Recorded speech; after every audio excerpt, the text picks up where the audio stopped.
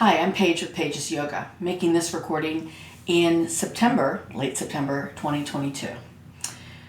The movement I'm going to show you is known as Somatic Yoga, and Somatic Yoga may be taught with variations, various ways to teach it, but it's premise. Let's talk about it, because I want to share with you what I've noticed as well as what I've been hearing from others. Somatic Yoga allows us sometimes to just retrain and educate the way the brain is processing and building awareness on what we're noticing. Now, it's also important to realize that what we notice, it doesn't have to be true. It may not be. We're not looking for, is it a fact? Did I find a solution from that? Does that mean something? May not. It's just noticing, building your own awareness. Some of us are going to struggle with parts of it where we move really fast. And maybe that will be the part that will encourage you to notice how fast you move. Maybe how you struggle with slowing down. Noticing if you're fidgeting or even getting angry because you're asked to do it slower. Maybe that will be something that you'll bring more awareness to and go, let's examine that. For some of you, it could be when I ask you to release muscular engagement. It just goes, well, what does that mean? Because there are many parts of our body that we hold tight and we are not aware of it. And it could be a place in between. This is engage muscles that we're not used to engaging. Think about the more subtle areas in this practice today. You may notice all of them at the same time, but it's just noticing it. And it's interesting because we have to relearn feeling again. Notice which part of the brain wants to be aware, and notice if it's a thought, an opinion. Because unfortunately, when we think about things, we think thoughts are facts, and we are often looking to please the outside world, to even please an instructor who's giving you a practice and say, therefore, it's working on that. Or therefore, I notice that. You may even notice if your eyes look up to that side of the brain. I won't tell you which side. It doesn't matter. It's just, am I looking for answers or am I listening to them? Feeling them again. So that will be this practice today. That's sort of my short, what makes this different? Okay, so we're going to do something that works on the side of your body. Because what happens is sometimes we don't realize where we disproportion our sides. We all do, though. We all have sides we lean towards. The foot we lead with it. We'll pick up the bag and carry it over the same side out of habit. So we do end up getting disproportioned portions of the waist, side waist. And that goes all the way down. So we don't realize like our knee is bearing that. We don't realize that our T-band is taking in all of that. And our side hip, which usually is teaching people about the muscle called the piriformis. It attaches here, the muscle, and it goes straight across. What we're going to end up doing is shortening the side waist on one side and lengthening the other. And that's as much as I want to tell you and feed you into it, because really it's not about what happened to it. Not from my perspective, I need you to see it. So you're going to lie down on your side. And as you do that, I'm going to start to set up on my side. And as you do that, you may want to put something for the head. I do. And if you don't have a pillow, a block is great. Sometimes you don't, so I'm going to show you how you could set up on your side.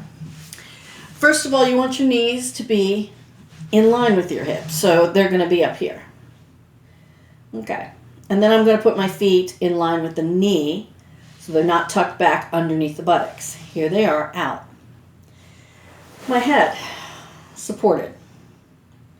For me, this works because it's going to keep my neck much more in line with the sternum. But some people prefer to put the arm out and put their head this way. That's okay too. You figure out what works for you, because we're not interested in straining in this practice. And that could be exactly where you start off and go, but I'm used to straining. I like straining. I've been conditioned into thinking if I don't strain, I'm not doing enough. Oh my goodness, start right there. Just start with that, because that's learned behavior that goes, but is that so? Give it a few breaths and just pause. You're going to be asked to have pauses, 5-second pauses. We'll call this first position for position 1. I got the knees as high as my hips. Just the top leg. The knees are going to stay together. I'm going to take the top shin and ankle and I'm going to lift it a bit. And I'm going to figure out where a bit is. I'm going to hold it up for 5 seconds and then I'm not going to drop it. Watch how I do this. So I'm going to control it down. Once my feet meet and the legs are down, release muscular engagement. 5 seconds, maybe even more. Okay, begin lifting the leg. Now, I'm not just swinging through the knee. I'm not moving the hip to do this. I'm using muscles. They're subtle. This side of my body happens to be what I know is my less strained side. I know it's not as tight. And then I bring it back down, release muscular engagement. Now, I put the hand here because I can actually feel muscles now. I can also feel them when they released. I'm going to go back to lifting. Now I'm going to play with the angle. What happens if the foot goes back a bit? Now when I release it, I'm going to release it back and down, foot on top of foot. Release muscular engagement. Ooh. I am beginning to feel it here, along the glutes. That doesn't mean that's yours. You may feel it elsewhere.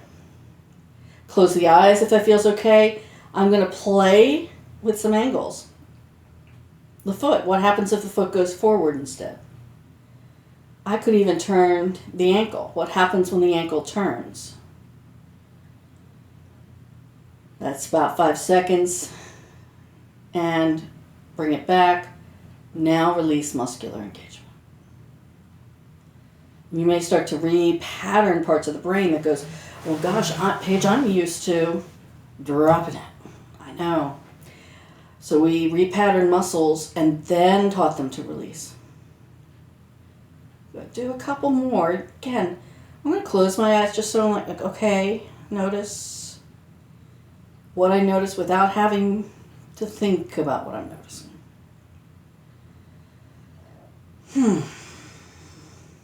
Right there, I just even noticed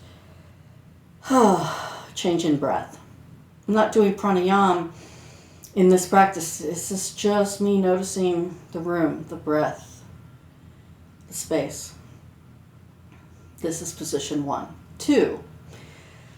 2 is an option as well. I'm going to take the top arm up and over.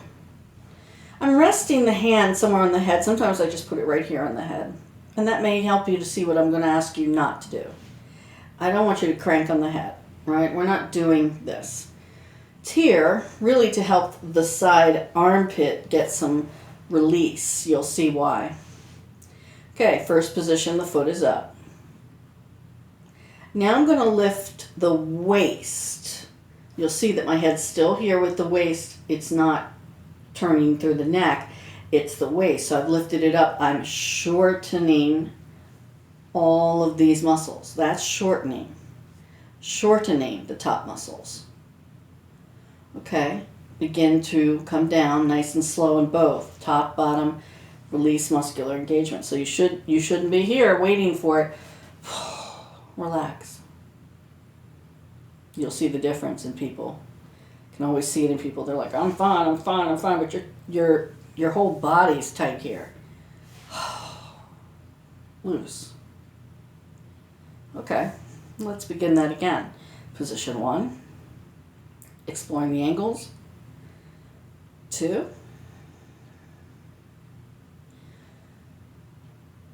And then begin to use your muscles to bring it down. And then release. Sometimes I gotta tell people, like, release. What is there? Like, I have a hard concept with that. Like a rag doll, like a wet noodle, whatever your term works. Goes. Good. Position 1, position 2. You could also angle the elbow differently, the chest differently, the side waist differently. And the trick again, not to go towards the force. So if you're feeling any pull, right, anything that doesn't feel right, you could bring the arm in, you could bring it here. Not straining. We are not stretching here. And don't dismiss that. If you thought stretching was all that you were meant to do, consider this, that's all. Just consider. And when we use that word consider, we maybe it, we say maybe, we end up re-educating ourselves.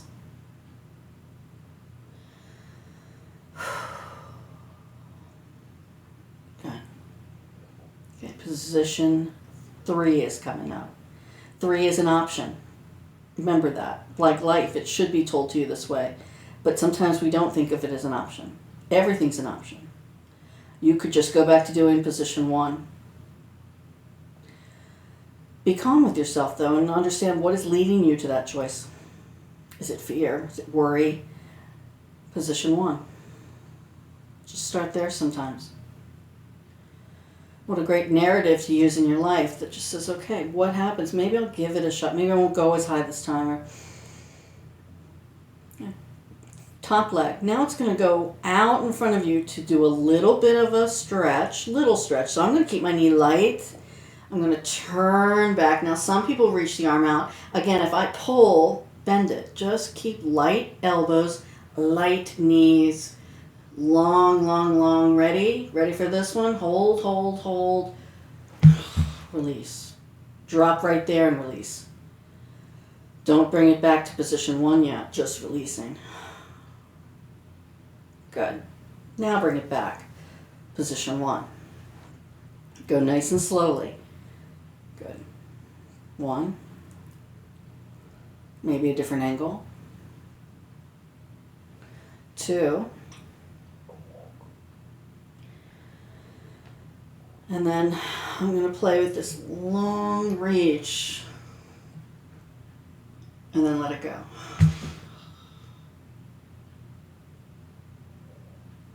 Good. One more.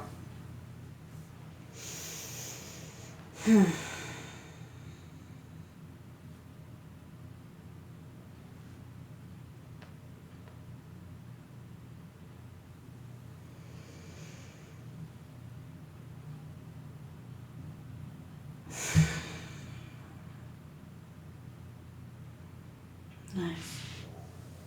And I'm going to make my way on my back. Okay, so I'm on my back. Maybe closing the eyes. Keep the knees bent just to avoid pulling, and rest the back on the floor and notice what you notice.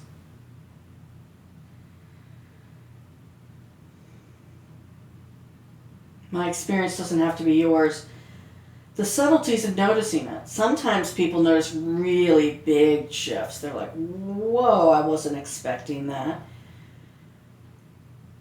I definitely feel longer on this side. On the side we didn't actually do stretching or pulling on. Think about it. We actually elongated and did lengthening on the bottom of the body. But I definitely feel it more this way. And I don't have to understand why. It's just, maybe it's that combinational work of strength, engaging tiny places, and releasing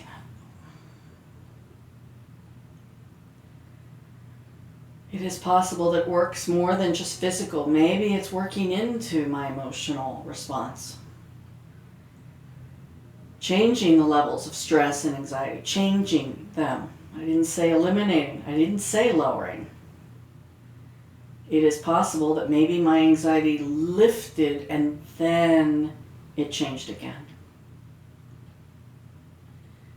Change. A lot of people will assume when I say change that it means the way they want it. Be careful, I didn't say that. It's just important for us to see that change happens. I know we like to talk a good game about being ready for change. We actually start off resisting change.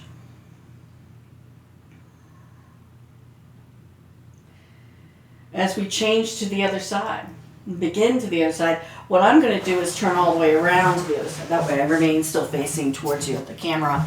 You're welcome to turn away from it and maybe even see how it is to listen to instruction versus seeing it. This side is different. Those that follow me know, right? Favorite word, different. Different isn't bad, different's different. What is it that I need on this side?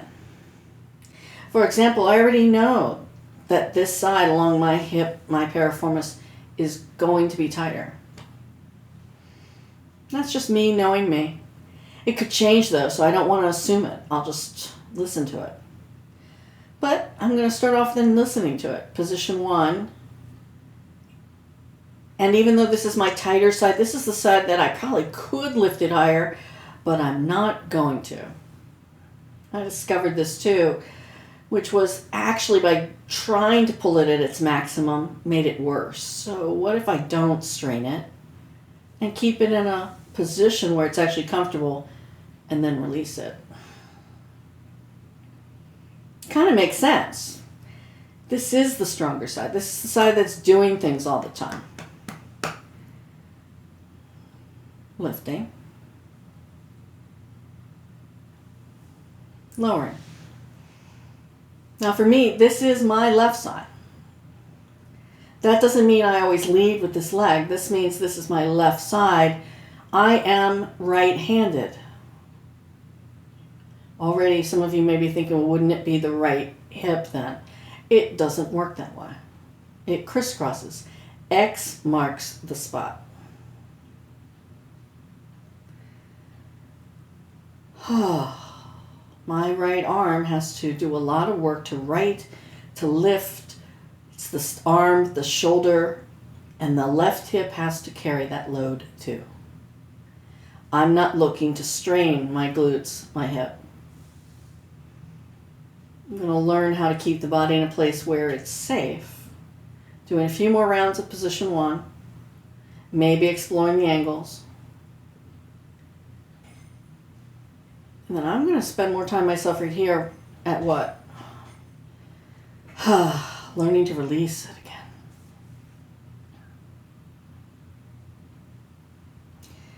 It takes me a number of rounds, I find. And I may even smile at it. Oh, please, laugh at it. Because it's going to work into the nervous system of your body. Of course you're tight.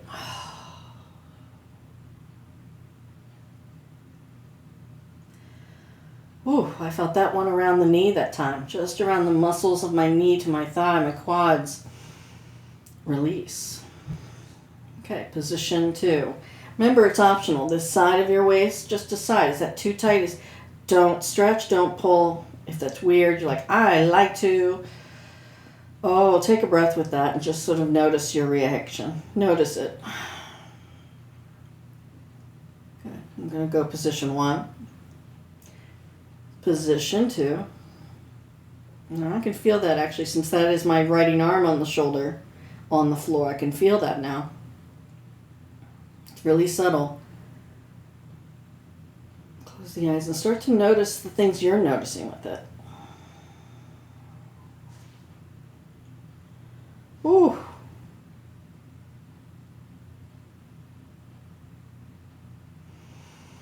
Take a moment, maybe notice X marks the spot from left to right.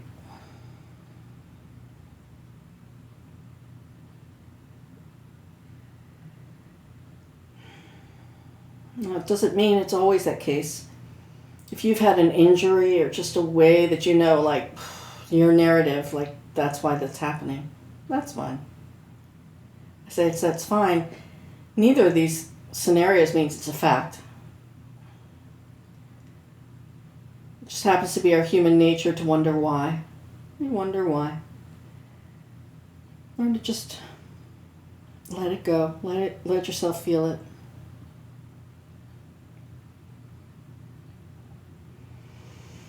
I'm just exploring my angles, bringing it back. Releasing muscular effort. Ragdoll, wet noodle, whatever your phrase is that really goes, go ahead. Let it go. And maybe you realize I haven't been letting it go. I've been moving on to the next pose, trying to check the box and clear off all of the things that I said I had to do and feel it again.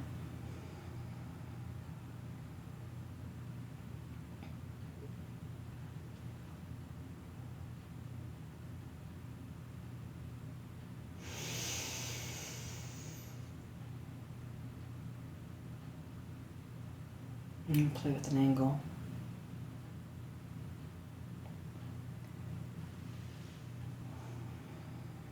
You can feel free to do a few more quietly on your own. You can add or subtract as you need. I'm going to start to add in position 3 here. Again, don't assume it's just a stretch. I'm going to do it nice and soft with the elbows, knees. And then I'm going to relax it on.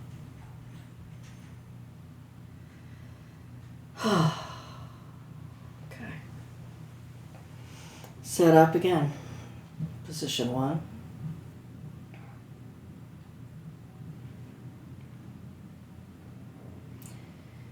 You may have seen, sometimes I move them together. That's okay too, by the way, because it's your brain learning how to move in them simultaneously.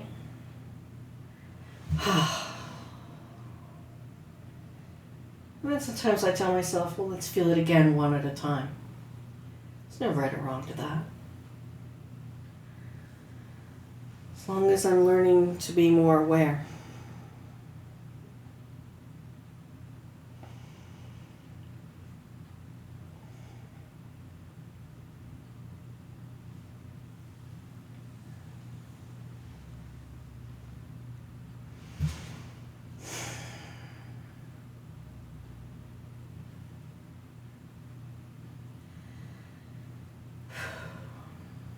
And I know sometimes in other movements, other kinds of yoga, other kinds of dance, even Pilates, everything is making you think that it has to be even, same count, do the same thing, do them simultaneously together. And this, I want you to feel free to break it up.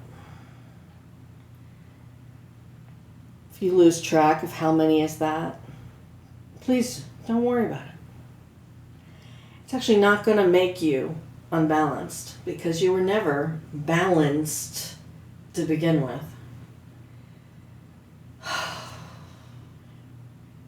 Your muscular and bone structure was never even.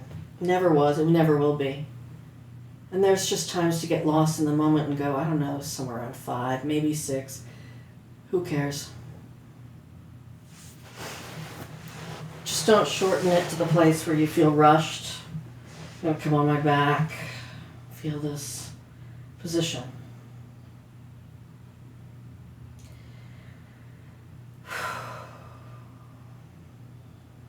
Now, noticing the sides. You can't compare it because we don't have one side without practice. We're just noticing this present moment.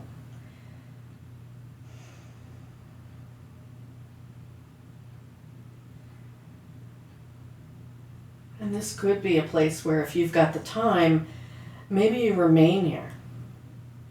Maybe you set up in a more restorative pose. For some of you, it could be a block on your low back. Could be a place to do some ball therapy.